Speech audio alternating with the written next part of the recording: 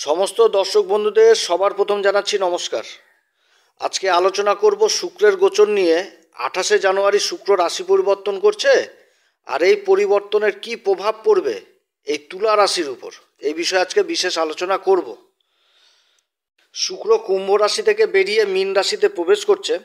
তো মীন রাশি হচ্ছে শুক্রের উচ্চ ঘর, এবং এই ঘরে 123 দিনের মতন প্রায় উচ্চ অবস্থায় থাকবে। এবং এই সময়কালে আবার দেবগুরু বৃহস্পতি শুক্রের বিষ রাশিতে অবস্থান করছে। আর এই দুই গুরুর মধ্যে একটা পরিবর্তন যোগ তৈরি হয়েছে। তো 28শে জানুয়ারিতে প্রবেশ করবে মীন রাশিতে, 31শে মে পর্যন্ত থাকবে এই শুক্র। আর 28শে জানুয়ারি থেকে 31শে জানুয়ারি পর্যন্ত থাকবে পূর্বা ভাদ্রপদ নক্ষত্র, যেটা দেবগুরু বৃহস্পতির নক্ষত্র, এবং ফেব্রুয়ারি মাসের 1 তারিখ থেকে একদম মে মাসের 15 তারিখ পর্যন্ত থাকবে উত্তরা ভাদ্রপদ নক্ষত্রে। এবার উত্তরা ভাদ্রপদ নক্ষত্রের অধিপতি হচ্ছে শনিদেব। আর 16ই মে থেকে 31শে মে পর্যন্ত থাকবে রেবতী নক্ষত্র, এটা হচ্ছে বুধের নক্ষত্র। আর এর মাঝখানে মার্চ মাসের 2 তারিখে বকরি হবে, আর তার সাথে এপ্রিল মাসের 13 তারিখে আবার মার্গী হয়ে যাবে। তা আমাদের জ্যোতিষশাস্ত্র মতে এই দুই গুরু হচ্ছে সবথেকে শুভ গ্রহ, আচার্যের ভূমিকা পালন করে। দুই গুরুই হচ্ছে জ্ঞানের ভাণ্ডার। শুক্র হচ্ছে ঐশ্বর্যের কারক, প্রতিভার কারক, আকর্ষণের কেন্দ্রবিন্দু, ধনসম্পত্তির কারক। তো যাই হোক, আলোচনাটি এগিয়ে নিয়ে যাওয়ার পূর্বে সমস্ত দর্শক বন্ধু যারা বহুদিন ধরে আমাদের অনুষ্ঠান দেখছেন, এখনও পর্যন্ত সাবস্ক্রাইব করেননি, হয়তো কৌতূহলবশত, তো তাদের কাছে বিশেষ অনুরোধ করব অনুষ্ঠানটি চ্যানেলটি সাবস্ক্রাইব করার জন্য, এই অ্যাস্ট্রো এসএম বাংলা চ্যানেলকে। আর বলবো, যদি সত্যি অনুষ্ঠানটি ভালো লাগে তাহলে লাইক, শেয়ার, কমেন্ট অবশ্যই করবেন। তবে আমি কোনো রকম বিভ্রান্তের মধ্যে রাখতে চাই না। এটা গ্রহদের গোচরের উপরেই কিন্তু আলোচনা করা হচ্ছে, কারো কোনো ব্যক্তিগত কুষ্টি ধরে আলোচনা নয়। আর এই আলোচনা আপনারা চন্দ্র রাশি অনুসারেই দেখবেন। তুলা রাশির অধিপতি হচ্ছে শুক্র। এবার শুক্র উচ্চ ঘরে অবস্থান করবে, তাও আবার ষষ্ঠ ঘর, যেটা হচ্ছে মীন রাশি। তো শুক্র গোচর করবে 3টি নক্ষত্রের উপর, পূর্বা ভাদ্রপদ, তারপরে উত্তরা ভাদ্রপদ, তারপরে রেবতী। তো সব থেকে বেশি সময়টা থাকবে হচ্ছে উত্তরা ভাদ্রপদেই।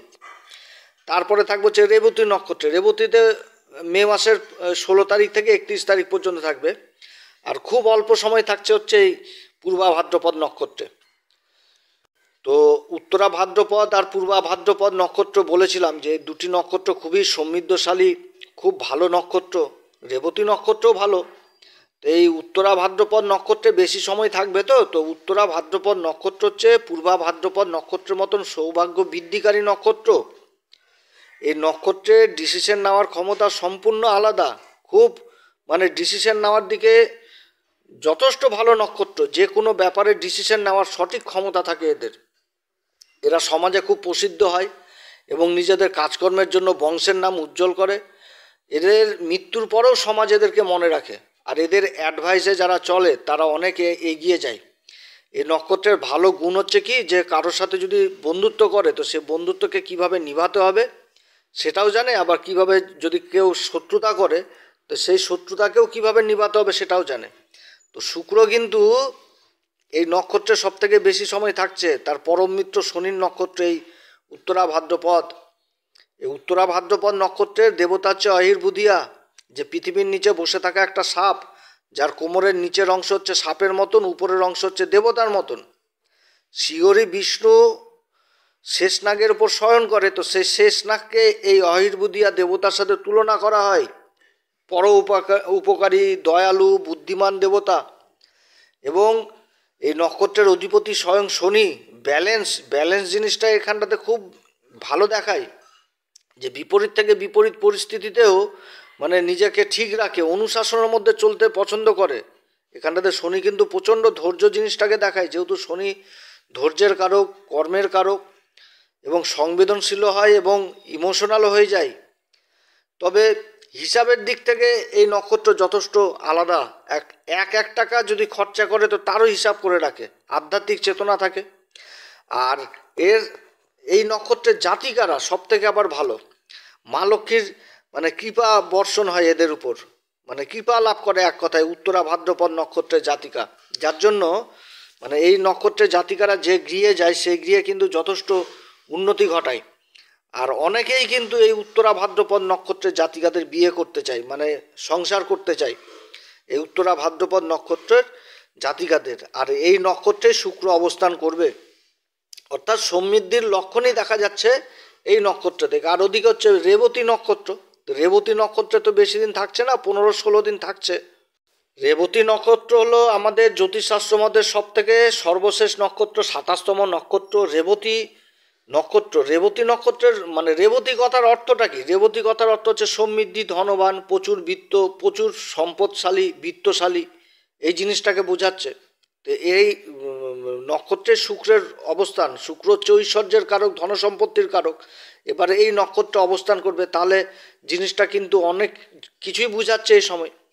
এই নক্ষত্রের অধিপতি দেবতা হচ্ছে পূষা, যিনি সূর্যকে দেখাশোনা করেন। আর এই নক্ষত্রের জাতক জাতিকারা খুব মধুরভাষী হয় এবং শৌখিনতা প্রিয় হয়, ভ্রমণ পিপাসু হয়, আনন্দ প্রিয় স্বভাবের হয়, সাজগোজ জিনিসটাকে বেশি পছন্দ করে। বুধের নক্ষত্র এবং রাশিটা মীন রাশি পড়েছে, দেবগুরু বৃহস্পতির নক্ষত্র রাশি।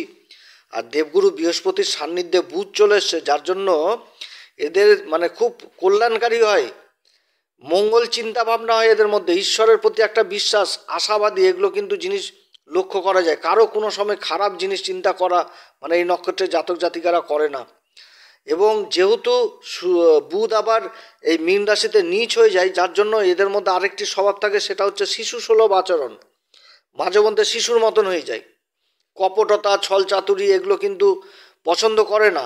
এবং ছল চাতুরি যদি কেউ করে, পছন্দই করবে না একেবারে, এক কথায়। আর তার উপর হচ্ছে এরা কিন্তু নিজের লোককে খুব সন্দেহ করে, কিন্তু ফ্যামিলির লোককে আবার খুব বিশ্বাস করে। গান বাজনা নৃত্য এগুলোর দিকে বিশেষ রুচি থাকে, কিংবা এগুলো যাদের প্রফেশনাল হিসাবে যারা বেছে নিয়েছে তাদের কিন্তু খুব উন্নতি হয়। খাবার দাবারের কাজে যথেষ্ট উন্নতি হয়। তারপরে দামি পাথর, তারপরে একটা খোঁজ প্রকৃতি, যারা চিকিৎসা বিজ্ঞানে রয়েছেন বা ইঞ্জিনিয়ারিং হিসাবে কাজ করছেন তাদের জন্য যথেষ্ট ভালো, মানে খুবই উন্নতি করে এক কথায় বলতে গেলে। তো এই নক্ষত্রগুলোতে শুক্র কিন্তু গোচর করবে, তাহলে প্রত্যেকটি নক্ষত্রই কিন্তু ভালো পাচ্ছে এই সময়। এই পূর্বা ভাদ্রপদ নক্ষত্র, উত্তরা ভাদ্রপদ নক্ষত্র এবং রেবতী নক্ষত্র। তো তুলা রাশির ক্ষেত্রে রাশির অধিপতি স্বয়ং হচ্ছে এই শুক্র। স্বয়ং শুক্র আবার অষ্টম ঘরেরও অধিপতি, যেটা বৃষ রাশি, যে বৃষ রাশিতে অবস্থান করছে দেবগুরু বৃহস্পতি। এবং তুলা রাশির ক্ষেত্রে শুক্র অবস্থান করছে ষষ্ঠ ঘর মীন রাশিতে। আর দেবগুরু বৃহস্পতির সাথে একটা স্থান পরিবর্তন হয়ে গেছে।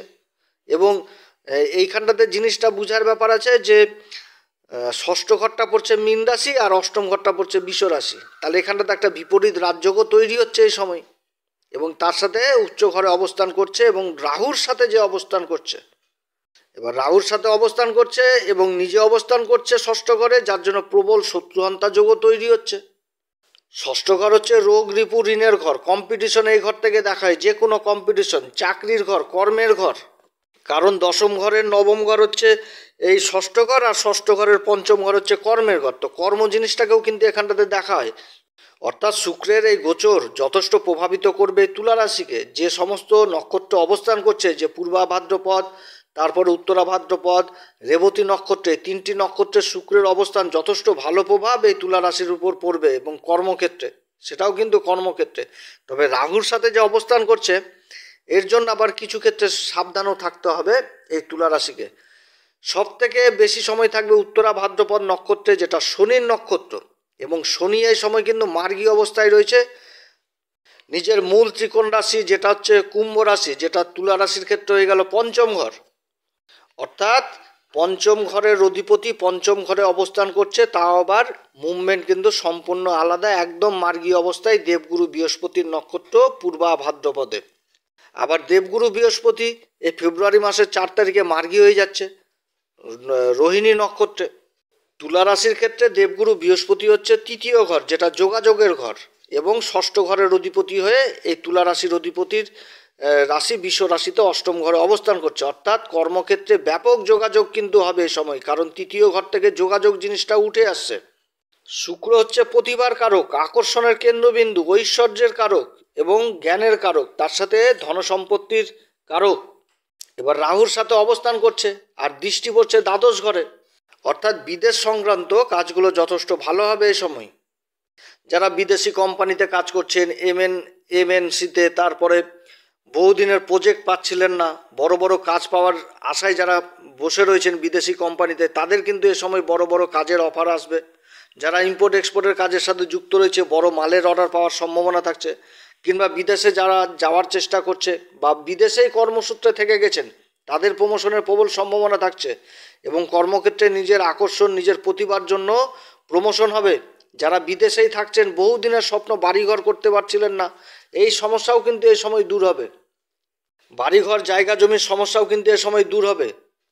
কারণ এই তুলা রাশির ক্ষেত্রে শনি হচ্ছে চতুর্থ ঘরের অধিপতি আবার, এবং পঞ্চম ঘরের অধিপতি। তার নক্ষত্রে ষষ্ঠ ঘরে অবস্থান করছে এই শুক্র উচ্চ অবস্থায়। অতএব বাড়িঘর জায়গা জমি সয় সম্পত্তি নিয়ে যেগুলো ঝামেলা, সেই ঝামেলাগুলোও কিন্তু এই সময় দূর হবে। অথবা এই সময়কালে যারা জায়গা জমির কাজের সাথে যুক্ত রয়েছে, তাদের যথেষ্ট কাজ ভালো হবে। ফ্ল্যাটের কাজে যারা যুক্ত রয়েছেন, ফ্ল্যাটের ইন্টেরিয়র ডেকোরেশনের কাজে যারা যুক্ত রয়েছেন, সেই কাজগুলো যথেষ্ট ভালো হবে। কর্মক্ষেত্রে মান সম্মান যথেষ্ট বৃদ্ধি পাবে এবং কর্মক্ষেত্রে যে শত্রুগুলো তৈরি হয়েছিল, সেই শত্রুদের থেকে অনেকটা এগিয়ে যাবে। এ সময় শত্রুরাও কোনো কিছু করতে পারবে না। সমাজে মান সম্মান যথেষ্ট বৃদ্ধি পাবে এবং সমালোচনার পাত্র হবে, একটা ভালো সমালোচনার পাত্র, যে এই ব্যক্তিটা ওই কাজের জন্য বিখ্যাত। যারা স্ত্রীবর্গীয় ব্যবসার সাথে যুক্ত রয়েছেন, কসমেটিকের ব্যবসা, সুতির কাপড়ের ব্যবসা, রেডিমেড গার্মেন্ট, অলংকারের কাজ, জুয়েলারির কাজ, এই সমস্ত কাজের তারাও কিন্তু বিশেষভাবে সফলতা পাবে এই সময়। আবার যারা বিদেশ থেকে ভালো বিদেশি প্রোডাক্ট নিয়ে এসে দেশের মাটিতে কাজ করছেন, তাদের জন্য যথেষ্ট ভালো সময়। এ সময়কালে কর্মসূত্রে বিদেশ যাত্রা সম্ভাবনা থাকছে। এছাড়া এই সময়কালে কর্মসূত্রে যারা বিদেশে যাওয়ার চেষ্টা করছেন, তাদের জন্য যথেষ্ট ভালো। এছাড়া বহু তুলা রাশির জাতক জাতিকাদের এই সময় তীর্থস্থান ভ্রমণ হবে। দেবগুরু বৃহস্পতি বিশ্ব রাশিতে অবস্থান করছে, অষ্টম ঘর, এটা কিন্তু আধ্যাত্মিকের ঘর, এবং দৃষ্টি পড়ছে দেবগুরু বৃহস্পতির শুভ পঞ্চম দৃষ্টি দ্বাদশ ঘরে পড়ছে। আবার শুক্রেরও কিন্তু সপ্তম দৃষ্টি ওই দ্বাদশ ঘরে যে পড়ছে কন্যা রাশির উপর। অর্থাৎ বিদেশ সংক্রান্ত কাজগুলো যথেষ্ট ভালো হবে। বিদেশি কাজগুলো, পরিবর্তন, একটা বিদেশে যাওয়ার ইচ্ছা, এগুলো কিন্তু হবে এই সময়। তবে রাহুর সাথে যেহেতু দৃষ্টিটা পড়ছে, তো যার জন্য এখানটাতে বিদেশ জিনিসটা তো প্রবল হয়ে উঠে এসেছে এবং কর্মকার্যগুলোও কিন্তু বিদেশ সংক্রান্ত হবে। এবার ষষ্ঠ ঘর থেকে যেহেতু কর্ম জিনিসটাকে দেখা হয় এবং কর্মের ঘরে যেহেতু আবার রাহুর দৃষ্টি পড়ছে, তো এই সময়কালে কর্মক্ষেত্রে প্রমোশনের যোগ থাকছে, কিন্তু সেটা পরিবর্তনের মাধ্যমেই হবে। তার সাথে যারা ব্যবসা বাণিজ্যের সাথে যুক্ত রয়েছেন, যারা নিজেদের প্রতিষ্ঠানে ব্যবসা বাণিজ্য করছেন, সেই প্রতিষ্ঠানের ডেকোরেশনের কোনো কাজকর্ম এই সময়কালে হবে, যেটাতে ভালো একটা যোগ দেখা দিচ্ছে। যে দোকানটা ডেকোরেশন হলো বা যে জায়গায় ব্যবসা করছে তার ডেকোরেশন হলো, বাইরে থেকে একটা গ্ল্যামার বা একটা আকর্ষণ যথেষ্ট বৃদ্ধি পাবে সেই প্রতিষ্ঠানের উপর। এরকম কাজকর্ম কিন্তু এই সময় হওয়ার প্রবল সম্ভাবনা থাকছে। তবে তুলা রাশির জাতক জাতিকাদের এটাও মনে রাখতে হবে যে রাহুর সাথে যে জুতিটা তৈরি হয়েছে শুক্রের, এটাকে তো লম্পট যোগ বলে, এবং রাহুর যেহেতু দৃষ্টি কর্মের ঘরে পড়ছে, তো এই সময়কালে বিপরীত লিঙ্গের প্রতি বিশেষ আকর্ষণ জন্মাবে। যার জন্য নিজের চরিত্রের দিকে যথেষ্ট খেয়াল রাখতে হবে এবং কর্মক্ষেত্রে যে কোনো নারীকে যথেষ্ট সম্মান দিতে হবে। তাদের সাথে কোনো রকমভাবে বাকবিতণ্ডায় জড়িত হওয়া যাবে না এবং কর্মসূত্রে কোনো নারীর কাছে এই সময় সাহায্য চেলেও কিন্তু সেই সাহায্য পাওয়া যাবে। যদি কর্মসূত্রে আপনার বস মহিলা হন, তাহলে তার কাছ থেকেও কর্মসূত্রে সাহায্য জিনিসটা পাওয়া যাবে। এবং রাহু যেহেতু ষষ্ঠ ঘরে অবস্থান করছে আর শুক্রের সাথে অবস্থান, তো রাহু কিন্তু তামসিক জিনিসটাকে বেশি দেখাচ্ছে, আর শুক্র কি দেখাচ্ছে, ভোগ জিনিসটাকে দেখাচ্ছে, ভোগ বাসনা কামনা। হ্যাঁ, তো যার জন্য এই দ্বাদশ ঘরে যে দৃষ্টিটা পড়ছে, যদি কোনো রকম ব্যয় করা হয়, সেই ব্যয়টা যদি ধর্মের পথে করা হয়, কারণ ওদিকে দেবগুরু বৃহস্পতি অষ্টম ঘরে অবস্থান করছে, তার পঞ্চম দৃষ্টি দ্বাদশ ঘরে পড়ছে, শুক্রেরও দৃষ্টি দ্বাদশ ঘরে পড়ছে, আধ্যাত্মিক জিনিসটা উঠে আসছে এই সময়। তো ধর্মের প্রতি যদি কোনো রকম ব্যয় করা হয়, যে কোনো ধর্মস্থানে গেলাম, কিছু টাকা পয়সা দান করলাম বা ধর্মের জন্য কিছু একটা করলাম, তো এই ক্ষেত্রে কিন্তু তুলা রাশির ভাগ্য যথেষ্ট ভালো হবে। কারণ ধর্মের প্রতি করা ব্যয় যথেষ্ট ভাগ্যের সঙ্গ পাবে এই সময় তুলা রাশি। তবে নিজের আমোদ প্রমোদের দিকে যথেষ্ট খেয়াল রাখতে হবে। এদিকে কিন্তু খরচাপাতি বাড়বে, সেই খরচাপাতিটা যদি ধর্মের দিকে করা হয়, তাহলে ভাগ্যের শ্রীবৃদ্ধি ঘটবে। এটা হচ্ছে মেন কথা, এদিকে যথেষ্ট খেয়াল রাখতে হবে। কারণ রাহু তামসিক জিনিসটাকে উঠিয়ে নিয়ে আসবে। সেইখান থেকে দূরে সরে ধর্মের দিকে মন দিতে হবে, তাহলেই তুলা রাশি যথেষ্ট ভালো উন্নতি এ সময়কালে করতে পারবে। আর তুলা রাশি এ সময় কোন উপাচার করবে? প্রত্যেক দিন হনুমান চল্লিশা বজরংবাণ অবশ্যই পাঠ করবেন। এছাড়া এগুলো পাঠ করার আগে শ্রীরাম সীতার প্রণাম মন্ত্র করবেন এবং প্রত্যেক দিন গাই গরুর সেবা দিবেন। গাই গরুকে সবুজ জাতীয় খাবার খেতে দিবেন। এগুলো করলেই যথেষ্ট ভালো। এবং শুক্রবার করে মা ভগবতী মাকে লাল পুষ্প অর্পণ করবেন, তাতে যথেষ্ট ভালো ফল পাবেন। তো যাই হোক, যোগটা ভালো, অর্থের দিক থেকে ভালো সহায়ক হবে এই তুলা রাশির। যারা সরকারি ঋণ বা অন্য কোনো ঋণের চেষ্টা করছে, সেই ঋণ পাওয়ারও প্রবল সম্ভাবনা থাকবে নিজের কর্মকে এগিয়ে নিয়ে যাওয়ার জন্য। তো গ্রহদের অবস্থান যথেষ্টই ভালো, তবে এই দিক থেকে সাবধান, যেগুলো তুলে ধরলাম। তো অনেক কথা আলোচনা করলাম তুলা রাশির সম্পর্কে। যদি এই পরামর্শ সত্যিই ভালো লাগে, তাহলে আমাদের এই অ্যাস্ট্রো এস এম বাংলা চ্যানেলকে অবশ্যই সাবস্ক্রাইব করবেন, লাইক করবেন, শেয়ার করবেন। আপনারা সবাই ভালো থাকেন। এরপরে আবার আসবে একটি নতুন পর্ব নিয়ে। নমস্কার, ধন্যবাদ।